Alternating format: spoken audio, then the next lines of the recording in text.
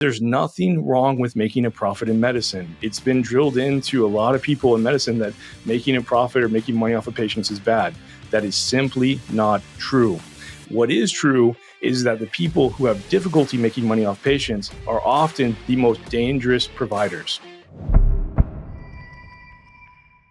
All right, medical entrepreneurs, welcome back to the Medical Entrepreneur Podcast. Today, we're going to be talking about something that's really important and near and dear to my heart. And it's one of the things that a lot of early medical entrepreneurs struggle with. And it's also something that if you master, it is a life-changing thing for you. So today, we're going to be talking about the virtuous cycle of high prices. You know, so often in medicine, we're taught about the need to sacrifice, the need to be a martyr, the need to treat everyone, no matter who they are or what they're willing to pay, or all of these kind of things. And so often in medicine, I think it's kind of funny that basically the responsibility of healthcare, the responsibility of someone's payment plan, the responsibility of all this stuff ends up falling on the medical professional, particularly when they have their own practice.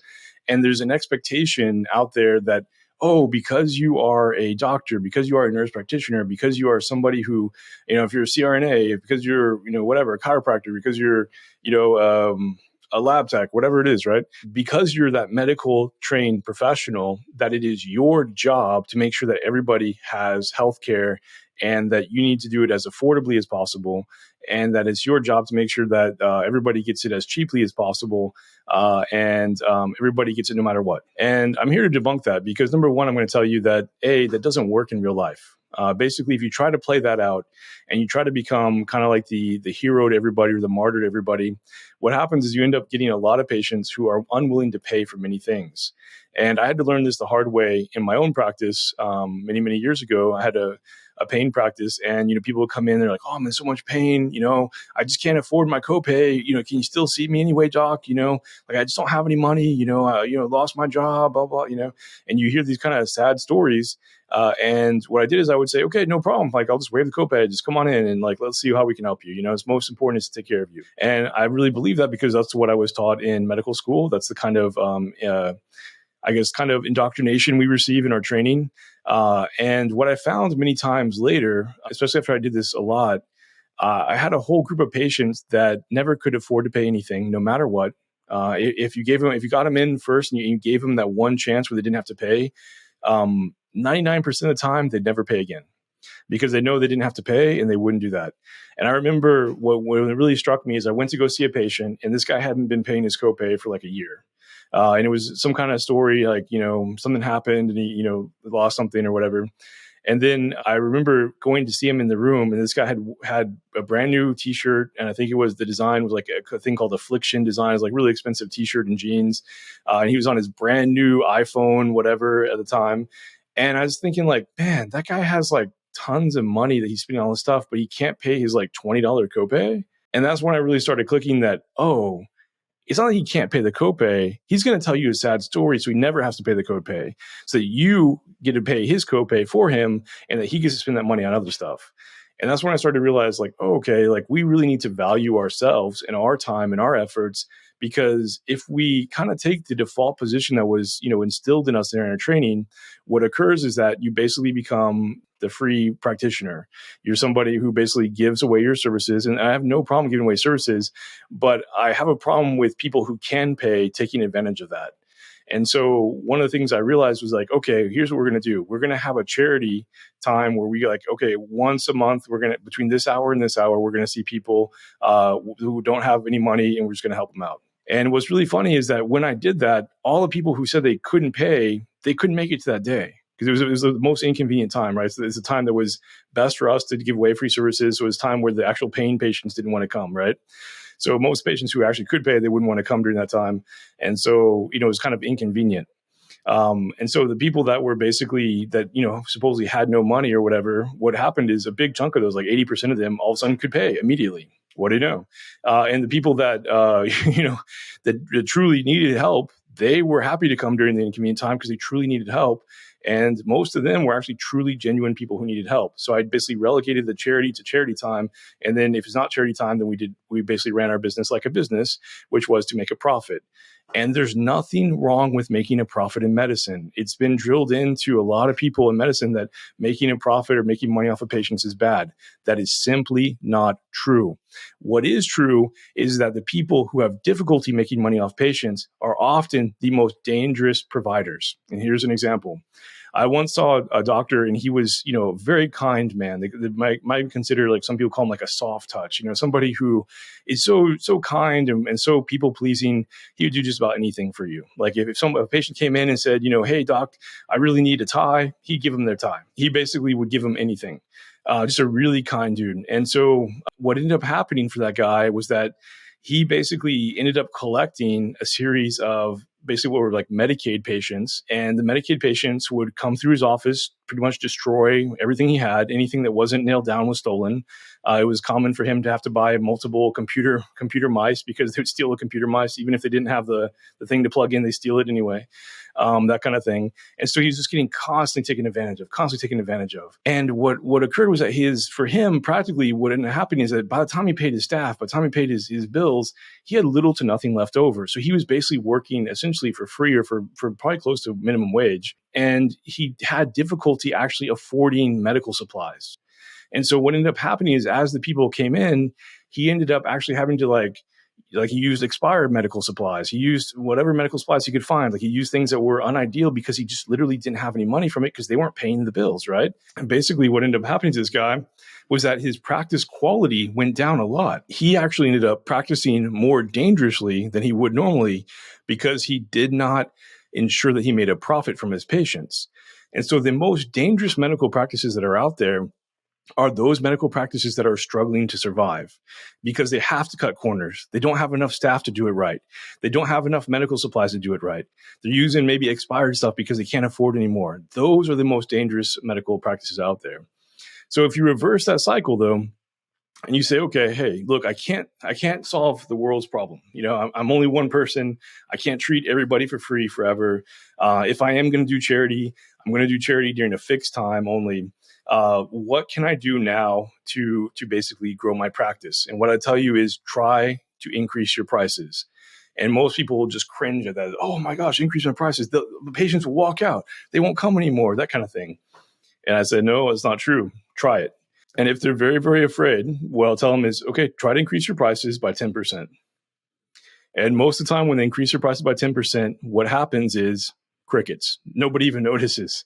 It's just like, oh, we're not, okay, whatever. They don't even notice. They don't care. But what occurs on the back end for that medical professional is that their actual revenue increases significantly because their cost of the service is still the same, but now they've increased their price. So the extra money actually goes right to the bottom line or right to the profit. And now they have more money to do more things. They have more money to hire better staff. They have more money to have a better environment. They have more money to buy the latest equipment. They have more money to treat people better. They have more money to get the best software to run their practice so they can make patients' interactions better, this kind of stuff.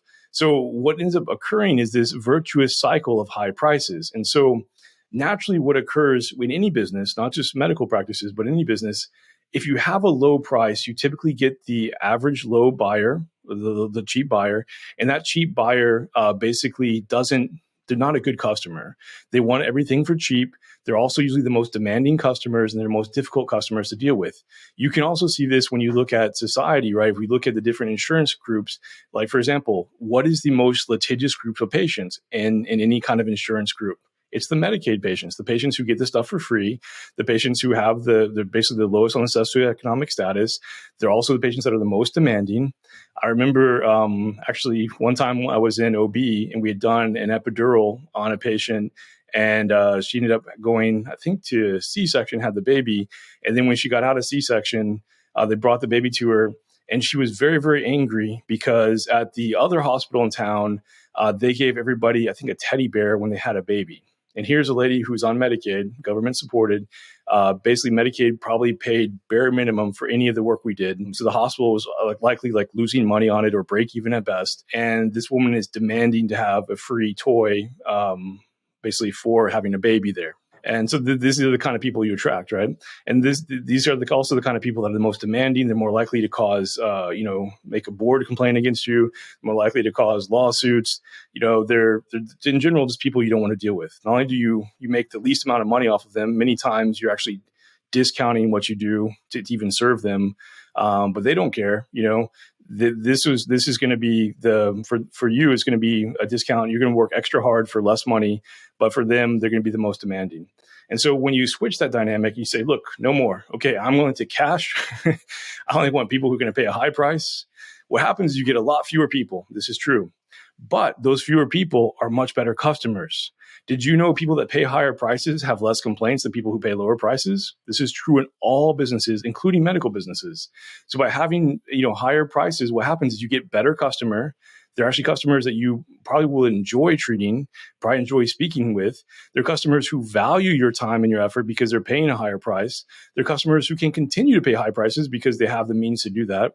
And then on top of it, they're the customers that are going to be the happiest in the end. So you actually get a happier group of people just by charging a higher price. And there's something to be said for this because a lot of times, just by default, we naturally value things that are cheaper as less. Take, for example, things that are the like some of the most commodity based things, right? So if you look at, for example, look at a purse, right? If you can buy a purse from TJ Maxx for $15, or you can buy a Louis Vuitton for $1,500. They're still a purse. They still do the same function.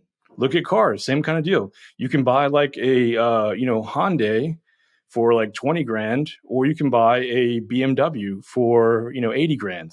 They're still a car. They still drive. They still have a wheel, and So we look at like they're the same. They solve the same problem. But why is there such a difference? And why are the two viewed differently? If someone pulls up in a Hyundai, you have a certain view of them. If someone pulls up in a top-notch BMW, you have a different view of them, right? And so the thing is that people naturally value things that are more expensive.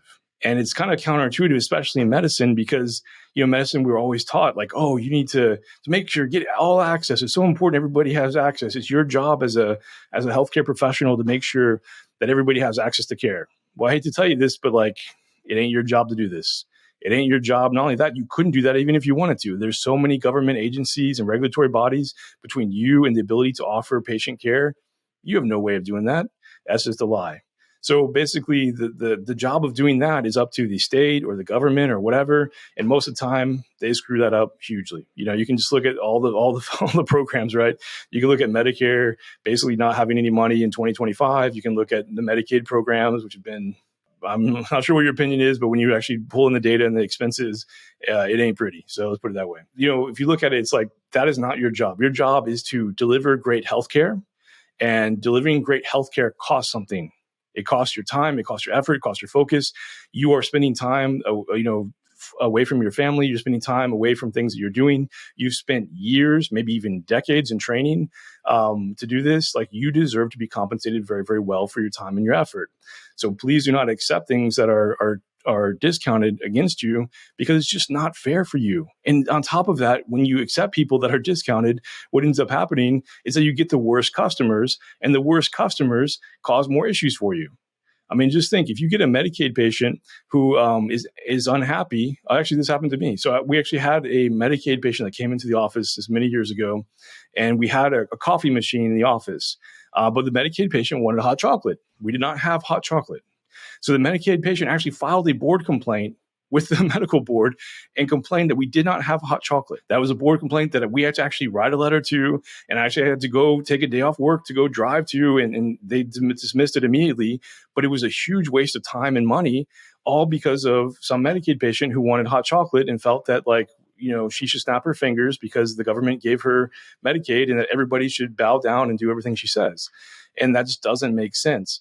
Now, on the other hand, you have people that pay, $15,000 for a procedure. Those people don't care about hot chocolate. They'll bring their own hot chocolate because they understand that the reason why they're paying that much money is for your skill and your expertise, and they already value you that much. There are also people that are more compliant, which means their outcomes are going to be better. They're also people who actually care for you more. They're actually also people who are actually going to more likely refer people to you. And the people they're going to refer to you are also going to be people that are usually of higher net worth that you can help. So please consider, the virtuous cycle of high prices, because as you start to raise your prices, you make more money, which allows you to give a better quality service to your patient. The patient enjoys that more. They refer more, brings in more high quality patients.